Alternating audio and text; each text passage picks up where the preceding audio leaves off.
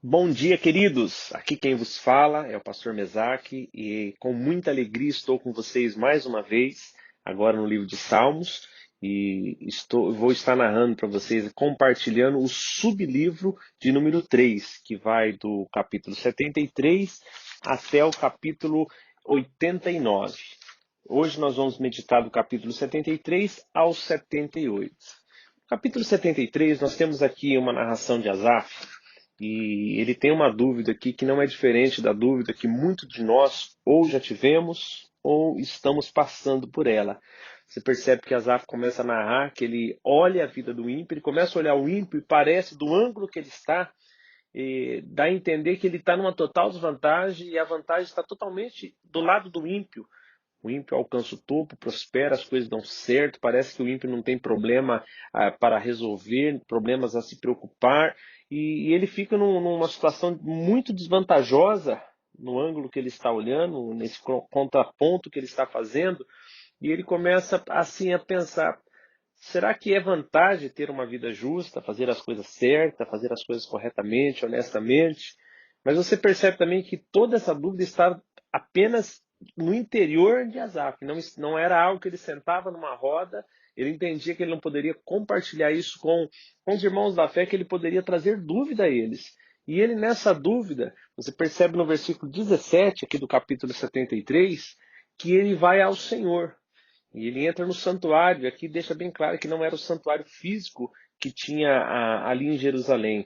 Ele entra no santuário, e quando ele entra no santuário, que é em oração, ele foi buscar a Deus, ele foi ouvir a Deus, ele foi levar a sua dúvida ao Senhor, ele foi buscar o seu socorro em Deus. E neste momento que ele vai buscar o seu socorro no Senhor, é, ele sai daquele ângulo que ele estava de desvantagem e começa a olhar numa outra perspectiva. E ele percebe que a vida não é somente a vida que temos aqui.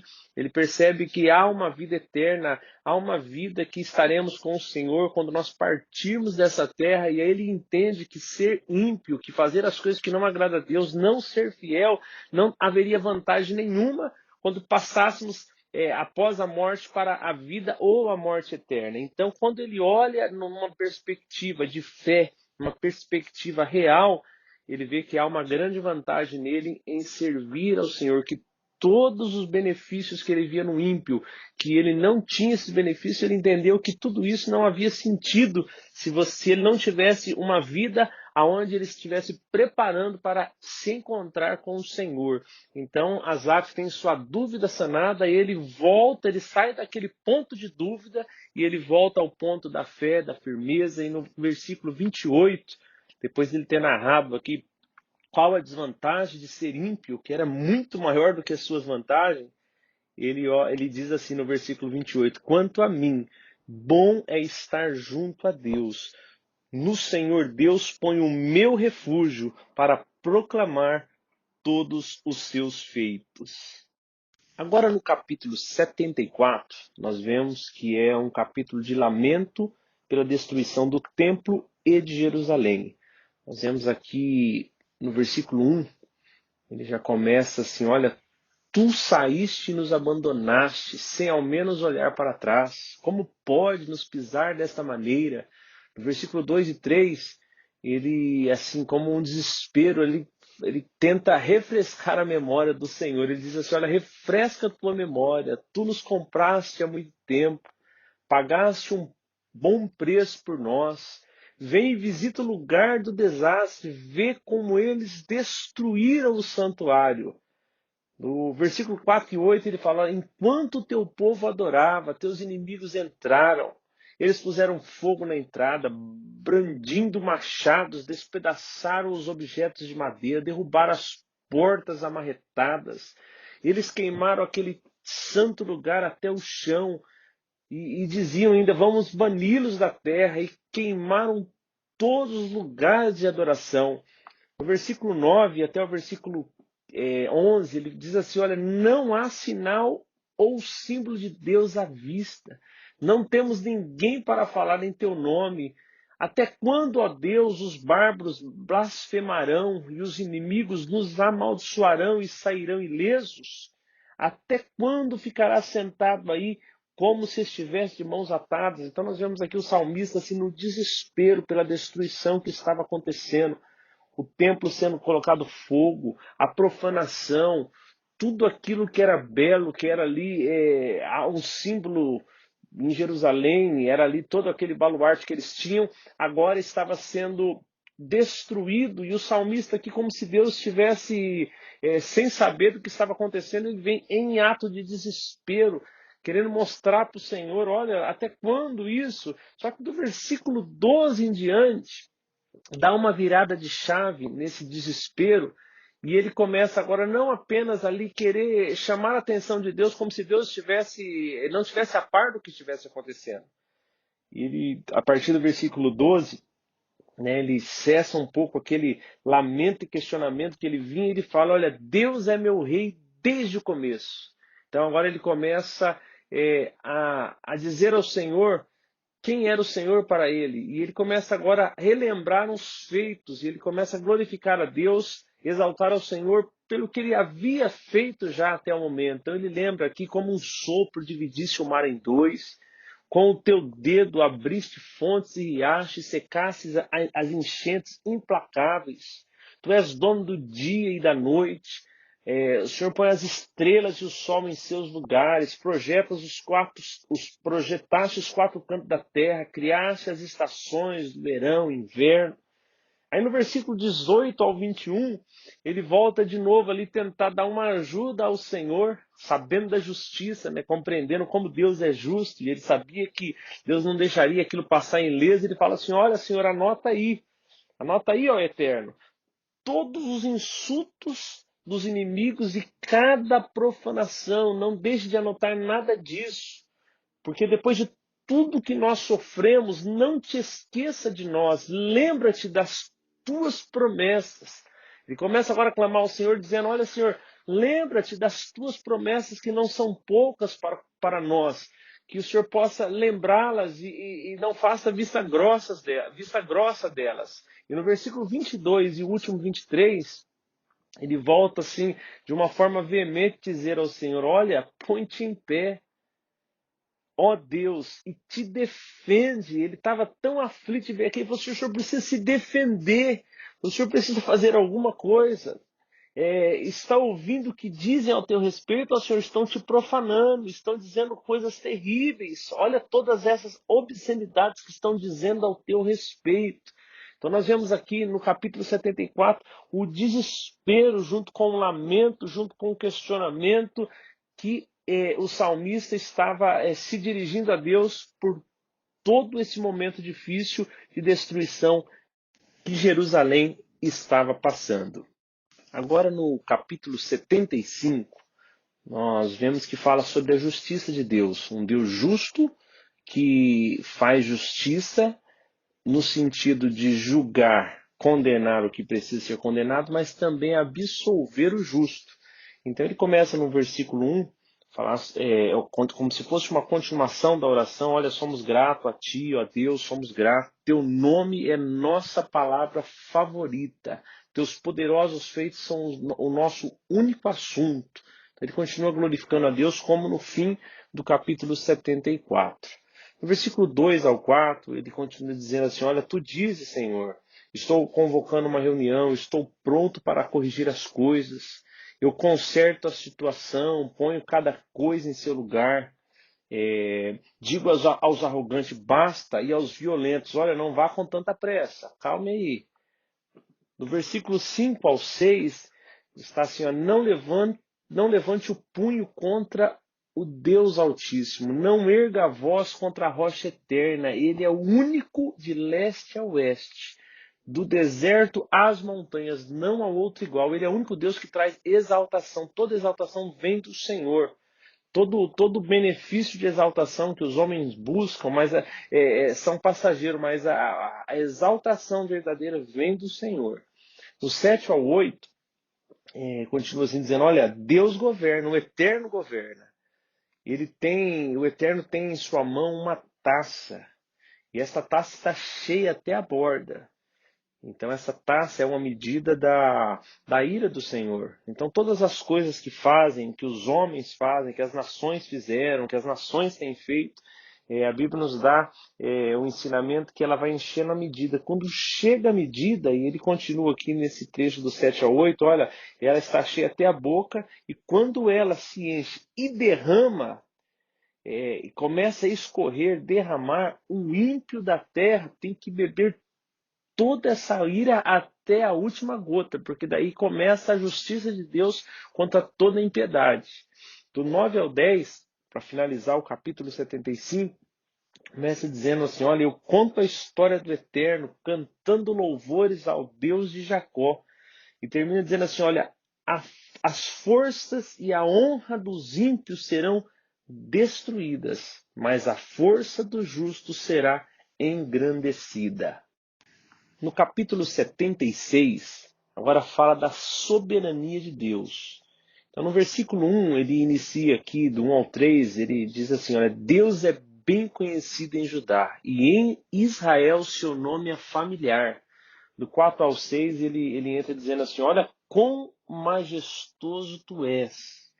Os guerreiros foram saqueados e deixados ali impotentes. Agora eles não têm mais nada para mostrar como resultado de suas vaidades e ameaças. Olha como ele exalta o Senhor e como que ele coloca, se nós olharmos 2 capítulos atrás, o 73 e 74, quando começa a mostrar o que os inimigos estavam fazendo, agora aqui ele traz um contraponto da majestade do nosso Deus e como os inimigos ficariam impotentes diante dele. Do 7 ao 10, ele traz mais sobre a soberania do Eterno, dizendo, olha, tu és feroz e temível, quem pode se defender de uma ira tão intensa? Do céu trovejas teus juízos, e a terra cai de joelhos, com medo até de respirar.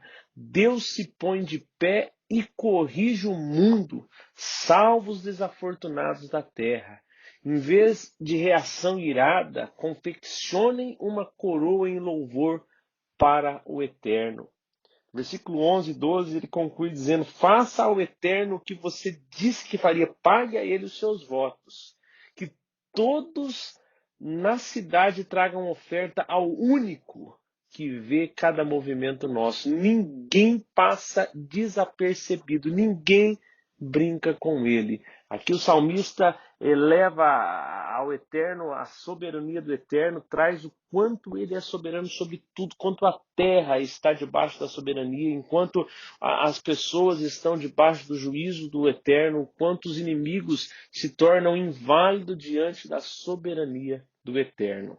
Agora no capítulo 77, nós vemos uma situação assim também que se assemelha muito com a nossa situação. Muitas vezes, você de repente já passou por isso, conhece alguém que já passou. O salmista aqui começa, podemos dividir o capítulo 77 em 4 etapas. Do 1 ao 6 representa tristeza, do 7 ao 10 depressão, do 11 ao 15 canção e do 16 ao 20 júbilo.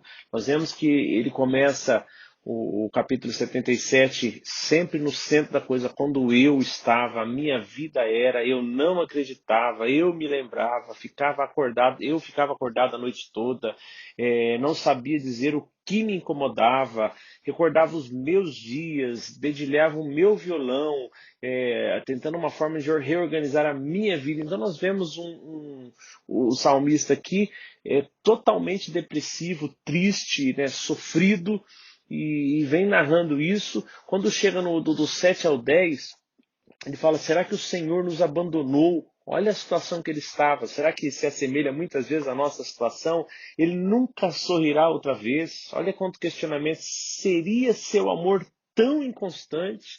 Estaria revogado as suas promessas de salvação? Teria Deus se esquecido de como ele age? Será que ele, enraivecido, simplesmente nos deixou? Que situação a minha! Eu disse, ó Deus Altíssimo, fechou as portas bem na hora que eu mais precisava dele. do 11 ao 12 aqui, ele começa a fazer uma mudança. Mais uma vez relembrarei o que o Eterno fez, maravilhas antigas porei sobre a mesa, refletirei sobre todas as coisas que criaste, uma agradável pausa para pensar nos teus atos. Nós vemos aqui do 11 ao 12 que ele dá um break naquela situação depressiva que ele estava, e agora ele põe na mesa, ele começa a relembrar, ele começa a fazer aquilo que Jeremias nos ensina, trazer à memória aquilo que traz esperança. E nós vemos que a partir dessa atitude, do versículo 13 ao 20, há uma mudança. Ele entra aqui em canção e júbilo, né? Ele entra aqui do 13 ao 15 dizendo, ó Deus, agora não é mais eu. Ele não está falando eu sofro, eu passo, eu peno. Ele diz assim, ó Deus, tu, o teu caminho é santo.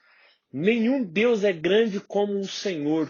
Tu és o Deus que faz as coisas acontecerem. Mostraste a todos o que podes fazer. Tiraste teu povo da pior situação possível e rasgaste os filhos e resgataste os filhos de Jacó e José. Do 16 ao 19, ele fala sobre a grandeza do Senhor diante do oceano. O oceano te viu em ação, ó Deus, e tremeu de medo. Tu andaste em linha reta pelo oceano, caminhaste através do oceano que rugia, mas ninguém te viu chegar ou sair. Escondido nas mãos de Moisés e Arão, o Senhor conduziste o teu povo como um rebanho de ovelha. Então nós vemos a mudança do versículo 1 até o versículo 20 que se passou na vida do salmista.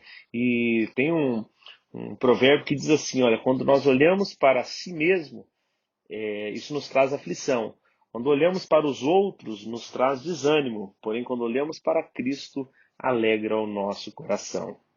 Agora chegamos no capítulo 78, onde o salmista faz um apanhado da história até chegar na escolha de Deus por Davi. Do versículo 1 ao 4, o salmista nos convida a aprender com a história. Do 5 ao 8, fala da intenção misericordiosa de Deus ao entregar a lei. Do 9 ao 11 fala da desobediência, rebelião e ingratidão do povo. Do 12 ao 14 fala que o povo se esqueceu do livramento do Egito. Do 15 ao 16 traz que o povo se esqueceu do abastecimento de água no deserto. Do 17 ao 22 fala do atrevimento do povo ao exigir pão e carne do Senhor. Do 26 ao 31 fala que Deus providencia codornizes para o povo. Do 32 ao 39 fala do pecado constante do povo e a misericórdia infalível de Deus. Do 40 ao 41 fala sobre a desobediência, rebelião e ingratidão do povo. Do 42 ao 53 fala que o povo se esqueceu do livramento no Egito. Do 56 ao 58 fala do povo ter traído a confiança de Deus e praticou a idolatria. Do 59 ao 60 diz que a ira de Deus e a rebelião de Israel. Do 68 ao 69 fala que Deus escolhe Judá e o Monte Sião e Davi. Então aqui nós vemos que o salmista conta toda a trajetória, desde lá do Egito, cita algumas pragas, fala do maná, fala do Mar Vermelho, das cordonizes. Ele faz um apanhado de tudo até chegar o porquê que Efraim foi rejeitado e porquê que o Senhor escolheu Davi. Terminamos aqui mais um dia de exposição e peço a você que abra o seu coração e que aprenda com esses salmos. Assim como nós vimos toda a trajetória, todo o que passou aqui o salmista, nós podemos nos identificar com ele, momentos que estamos assim, passando dificuldades, questionamos a Deus. Nós vemos que em 2 capítulos que isso ocorreu, nós vemos o salmista temendo a Deus, voltando a Deus, buscando em Deus encorajamento e reconhecendo em Deus que Deus é soberano, Deus é juiz, Deus é poderoso. Nós vemos aqui o salmista entender que em Deus temos resposta. Quando olhamos para Ele, nós somos esclarecidos, somos assim elevados e olhamos de um outro ângulo e sempre entendemos que Deus é o Deus da nossa história. Que Deus o abençoe, dê um dia abençoado, estaremos juntos aqui amanhã se assim Deus permitir. Um abraço, queridos.